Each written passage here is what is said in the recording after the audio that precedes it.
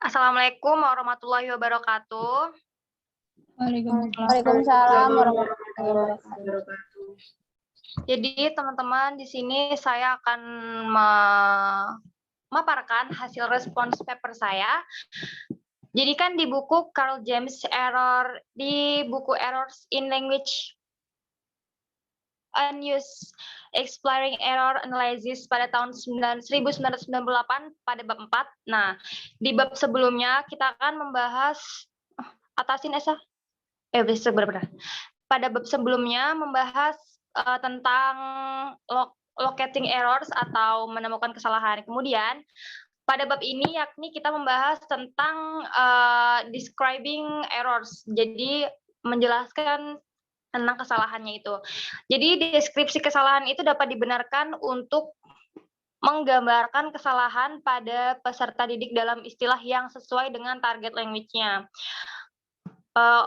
Pendapat Corder pada tahun 1971, pembelajar versi TL atau dialek istimewa mereka di mana harus menyeratkan bahwa kode pelajar dan NS adalah dialek dari bahasa yang sama. Yang pertama istimewa dan tidak lengkap. Kemudian James mengatakan anak-anak Brunei mereka itu menggunakan bahasa Melayu diharapkan untuk belajar bahasa Melayu di sekolah dasar karena di Brunei itu kan menggunakan bahasa Melayu ya. Kemudian pada Notover dia mengklaim standar dialek dan dialek sasaran itu 85% akan tumpang tindih dan tidak akan ada masalah dalam menggambarkan bahasa Melayu tersebut. Kemudian Corder mengatakan mempertimbangkan bahwasanya deskripsi menjadi aplikasi order pertama dalam linguistik, di mana apakah bahasa yang dijelaskan itu dapat ke target language seperti itu. Kemudian terdapat 3 tujuan utama dalam deskripsi kesalahan, di antaranya yaitu yang pertama membuat eksplisit yaitu untuk reify ya, manusia atau dengan sebutan dia itu memberi substansi pada orang-orang tersebut.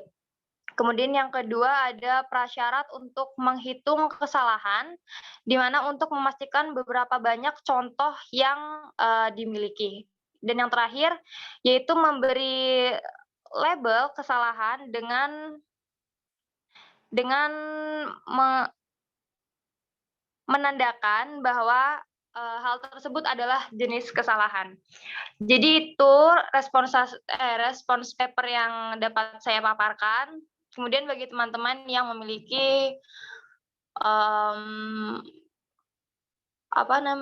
opini lain boleh disampaikan. Terima kasih.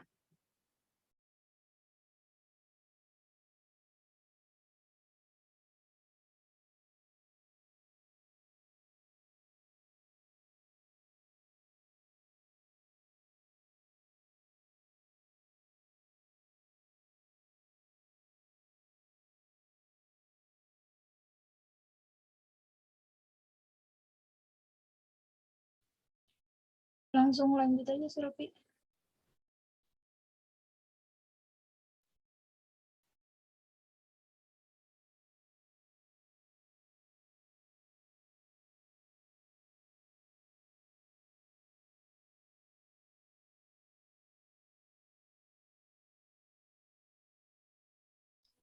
Oke, saya akan memaparkan tugas respon paper saya. Di buku Error in Language Learning and Use Exploring Error Analysis, bab 4, Describing Error. Setelah membahas mengenai error detection dan locating error, selanjutnya Carl James membahas mengenai describing error atau menggambarkan kesalahan. Pada pembahasan ini tentunya saling berkaitan dan berurutan. Buku ini menganalogikan dengan penyelidikan kriminal, yaitu menggambarkan seseorang atau pelaku seperti ciri-ciri pelaku yang bisa kita identifikasi.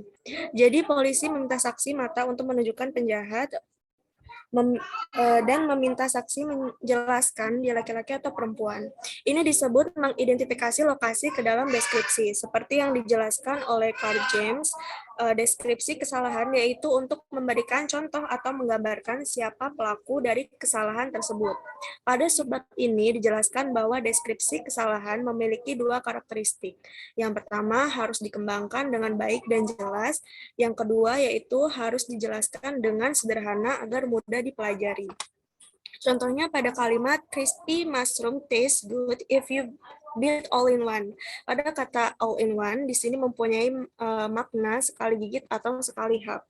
Biasanya kata ini digunakan saat ingin memakan makanan yang berukuran agak besar dan kecil. Jadi kata all in one ini mendeskripsikan ukuran dari makanan tersebut. Jadi tujuan dari deskripsi kesalahan adalah menggambarkan, memastikan, mengetahui kesalahan yang telah didapat dalam mengumpulkan data.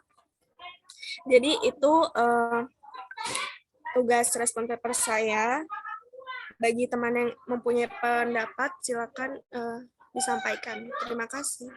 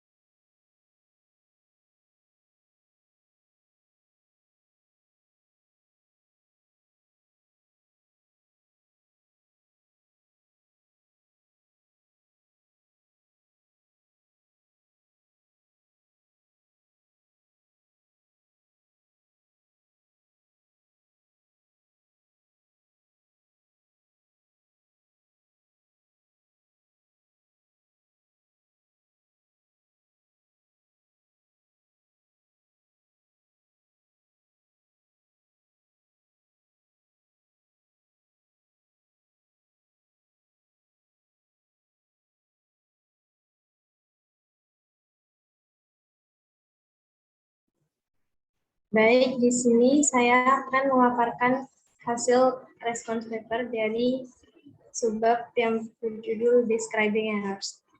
Di subbab ini, Carl James membahas tentang mendeskripsikan error. Dalam mendeskripsikan error yang dilakukan oleh pelajar, Carl James berpendapat bahwa deskripsi itu harus digambarkan sebagai sui generis yang berasal dari bahasa Latin yang artinya dari jenisnya atau kelasnya sendiri. Apakah maksudnya? Maksudnya adalah kita harus mendeskripsikan error yang dilakukan dengan bahasa yang sama dengan bahasa saat pelajar itu melakukan error. Misalnya, untuk mendeskripsikan error yang dilakukan pelajar saat menggunakan bahasa Inggris, maka peraturan bahasa yang digunakan untuk mendeskripsikan juga harus bahasa Inggris.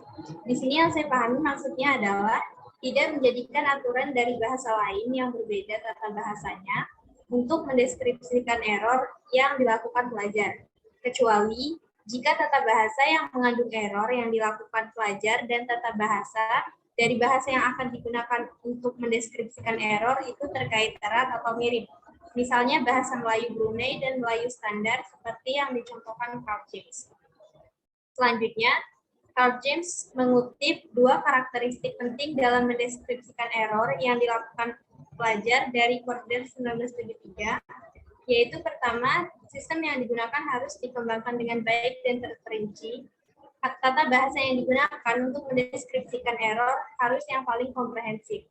Lalu yang kedua adalah harus sederhana, cukup jelas, dan mudah dipelajari. Selain itu, Carl James juga menyatakan beberapa tujuan utama dari deskripsi terkait error, yaitu adalah yang pertama, untuk menegaskan sesuatu yang sebelumnya hanya intuisi, kedua, sebagai prasyarat untuk menghitung error, dan yang terakhir adalah untuk membuat kategori dari error yang dilakukan oleh pelajar itu. Baik, mungkin itu saja paparan dari saya. Terima kasih.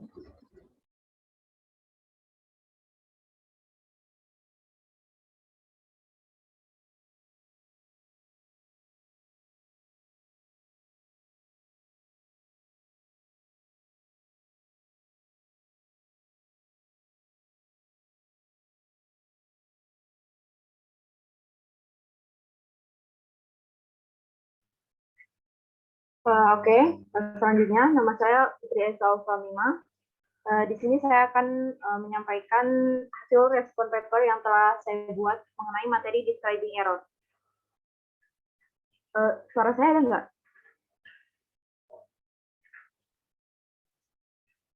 Ada. Oke.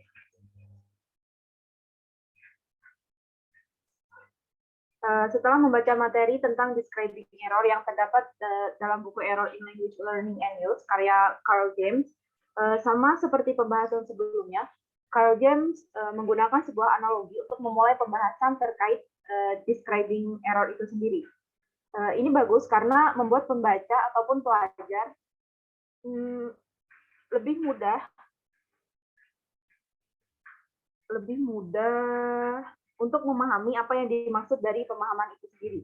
Dari analogi pada pembahasan sebelumnya, jika mengidentifikasi sebuah kasus, itu dapat dilihat dari lokasinya. Tetapi dalam pembahasan ini, daripada meminta saksi sebuah kejahatan untuk menunjukkan siapa pelakunya, polisi itu lebih meminta kepada saksi untuk menjelaskan siapa dia sebenarnya. Jadi ini bisa menggambarkan sebuah describing kasus itu sendiri gitu. Oke, selanjutnya sama halnya yang terjadi dalam describing error. Yang menjadi langkah selanjutnya setelah locating error dalam sebuah error analysis. Dan yang menarik dari pembahasan ini adalah contoh dua dialek dari bahasa yang sama, misalnya dialek atau aksen antara orang Brunei dan juga orang Malaysia. Dari contoh yang dicantumkan ini dapat disimpulkan bahwa antara dua aksen ini tidak terdapat masalah ketika kita mencoba untuk mendescribe error yang terjadi di dalamnya, di dalam bahasa itu sendiri. Karena antara bahasa orang Malaysia dan juga orang Brunei, itu aksennya 80% sama gitu, berkaitan. Jadi tidak ada error yang terjadi di dalam bahasa itu sendiri. Ini sama halnya dengan bahasa Inggris, antara bahasa Inggrisnya orang Inggris dan juga bahasa Inggrisnya orang Amerika gitu. Bahasanya sama, tetapi memiliki aksen yang berbeda. Ada dua sistem yang digunakan untuk mendeskripsikan kesalahan seorang pelajar di dalam buku ini gitu. Menurut saya ini sangat bagus karena dari sistem yang terdapat dalam sebuah aplikasi tersebut, ini bisa menjadi sebuah cara untuk describing error yang akan berguna untuk membantu seorang pelajar ketika ingin meningkatkan kemampuan bahasa mereka. Ketika menganalisis sebuah kesalahan yang terjadi dalam sebuah tulisan ataupun percakapan gitu. Kesalahan yang terjadi itu akan terlihat sama, bahkan kita akan merasa tidak akan ada kesalahan yang terjadi gitu ketika kita mencoba untuk melihat ke dalam tulisan ataupun percakapan itu sendiri. Jika kita ataupun pelajar harus lebih memperhatikan prosedur yang ada di dalam error analysis yang akan membantu pelajar dalam menganalisis sebuah kesalahan yang ada. Itu saja, sekian dari saya. Terima kasih.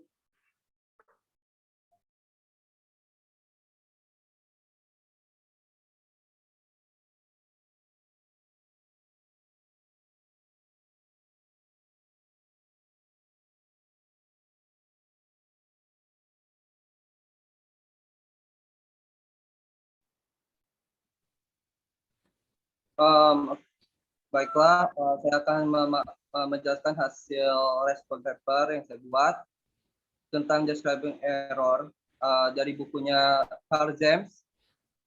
Sama seperti sebelumnya, Carl James itu sebelum memasuki topik pembahasan langsungnya, dia menganalogikan topik pembahasannya menggunakan sebuah contoh, yaitu sama seperti subbab sebelumnya, yaitu tentang polisi dan saksi. Yang mana dalam analogi ini, polisi yang meminta saksi untuk menggambarkan ciri-ciri dari sebuah pelaku kejahatan tersebut. Dan di dalam paragraf kedua atau ketiga, kalau tidak salah itu, Carl James juga membuat sebuah pendekatan yang saya sendiri setuju tentang penggunaan teori Universal Grammar (UG) dari teorinya Noam Chomsky untuk menjelaskan kesalahan pelajar, karena dalam teori Noam Chomsky ini menjelaskan bahwa otak manusia berisi sebuah perangkat pemerolehan bahasa (LAD) yang secara otomatis dapat menganalisis dan menyimpan input suara bahasa dari luar, baik itu bahasa yang baru didengar maupun bahasa yang sudah sering didengar.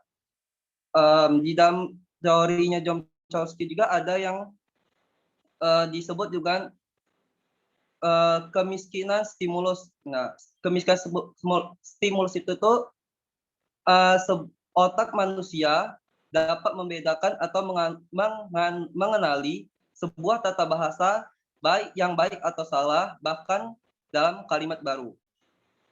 Di bab terakhir di paragraf terakhir, Kam James juga menyatakan bahwa ada 3 tujuan utama dalam deskripsi, yaitu yang pertama untuk membuat eksplisit pada tingkat intuisi sehingga membenarkan intuisi seseorang.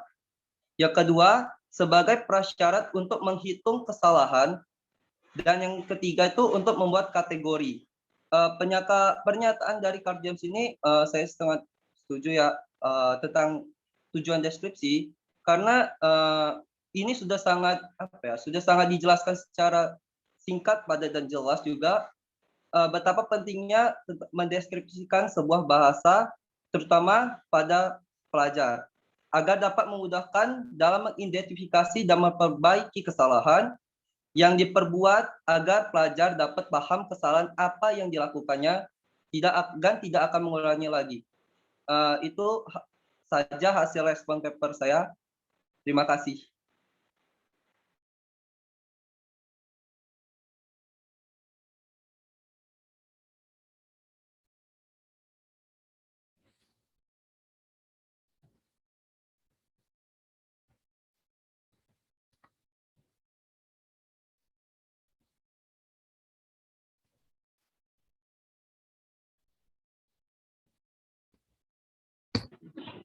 Oke. Jadi memberikan keterangan.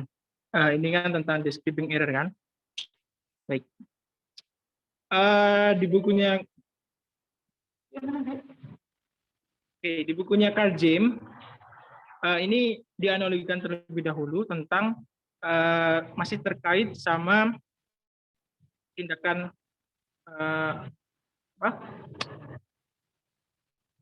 Oke, saya baca dulu. Jadi ketimbang meminta saksi mata untuk menunjukkan siapa pelaku kejahatan tersebut, polisi mungkin akan meminta saksi untuk memberikan keterangan terkait siapa biang keladinya. Sepertinya cara ini logis untuk dilakukan. Sayangnya, ingatan saksi mata tidak sempurna. Maka penelitian akhir ini lebih menekankan kepada pemahaman dampak berbagai prosedur praktis untuk mengumpulkan bukti saksi mata daripada mengungkap seluk-beluk memori saksi mata dan proses judgmental. Jadi karena dalam proses ini menemukan sebuah kesalahan itu polisi kan nggak mungkin mengandalkan hanya kepada memori saksi mata. Itu kan tergantung. Kalau saksi matanya itu melihat dengan secara jelas dekat dengan pelaku kejahatan, maka pelanggar, maka saksi mata bisa menjelaskan secara detail. Ya kan, kalau posisi saksi mata itu dekat. Nah, tapi lalu bagaimana kalau saksi matanya itu jarak sama pelanggar itu jauh? Maka ingatan dari saksi mata, penjelasan dari saksi mata juga pasti akan kurang akurat, tidak efektif. Maka polisi ini tidak terlalu menekankan kepada ingatan memorinya. Jadi tanggapan saya, menurut saya analogi yang dipaparkan sama Carl James sangat konsisten. Ya, kita tahu dari penjelasan dari awal itu pasti tentang peristiwa kriminal. Kemudian mengenai ingatan saksi mata, baik atau buruknya, itu ingatan saksi mata dapat dipengaruhi oleh beberapa faktor, seperti jauhnya jarak antara saksi mata dengan pelanggar, maka akan sedikit keterangan dan penjelasan mengenai pelanggar, seperti yang saya jelaskan tadi. Nah, sedangkan yang terkait dengan ini kekeliruan pelajar dalam penggunaan bahasa, itu in daily activity, bisa dilihat dari aktivitas kesehariannya, bagaimana pelajar itu menggunakan bahasanya. Nah, dalam hal ini, ahli linguistik mempelajari bahasa tertentu dengan mengamati pengucapan yang dihasilkan dari orang yang menuturkan bahasa tersebut. Ini ke dialek, lalu ke logatnya. Si penutur ini, dia ini native speaker, non-native speaker atau bukan? Kalau dia non-native speaker, terus logatnya yang dipakai itu apa? Pasti akan berbeda, ya kan? Linguis sepakat bahwa konsep berbahasa merupakan hal abstrak yang tergantung pada kemampuan penutur dan pendengarnya. So, saya menyimpulkan bahwa kekeliruan pelajar dalam penggunaan bahasa itu dapat didiagnosis kalau permasalahannya ada di technical block. Nah, technical block ini secara analisisnya, bila dia lack of vocabulary, misalnya di kurangnya vocabulary, atau dia memang kurang inputnya, atau memang kurang sumber inputnya. Input di sini maksudnya adalah bahasa yang ia dengar, bahasa yang dia ucapkan, bahasa yang di-outputkan itu memang sumbernya kurang. Dalam hal ini seperti YouTube, seperti audio. Kan nggak bisa kalau speaking itu, kalau bicara itu speaking, dia nggak bisa kalau hanya sumbernya pada teks. Itu tidak bisa berkembang. Maka input yang harusnya itu adalah ada di audio, YouTube, seperti itu. Supaya speakingnya native, supaya si pelajar non-native speaker ini bahasanya lebih fluent. Karena rumusnya adalah input plus output equal fluency. Oke.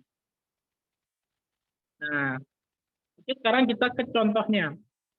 Ini contoh penggunaan bahasa yang menggambarkan sesuatu, misalnya, my love for you is as big as the ocean, atau her skin as white as the snow. Oke, itu ada penjelasan artinya.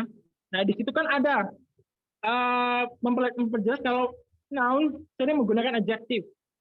Nah, kalau si penutur bahasa ini dia mendengarnya, dia dapatnya itu inputnya hanya dari teks, itu mungkin akan sulit untuk mengungkapkan a big house atau pronunciation-nya, atau mungkin secara teksnya mungkin dia salah di pronunciation-nya atau penempatan strukturnya, struktur ini apa, grammar-nya mungkin, karena memang tidak terbiasa mendapatkan input yang secara langsung gitu.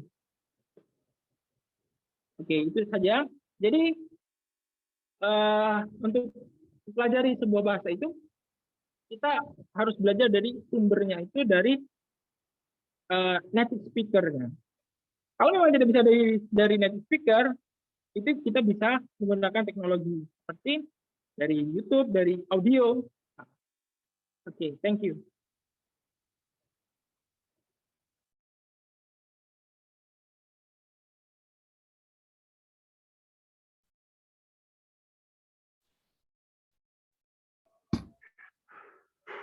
Baiklah, saya akan menjelaskan respon paper yang telah saya buat. Setelah membahas mengenai location error, pada bab selanjutnya akan membahas tentang describing error.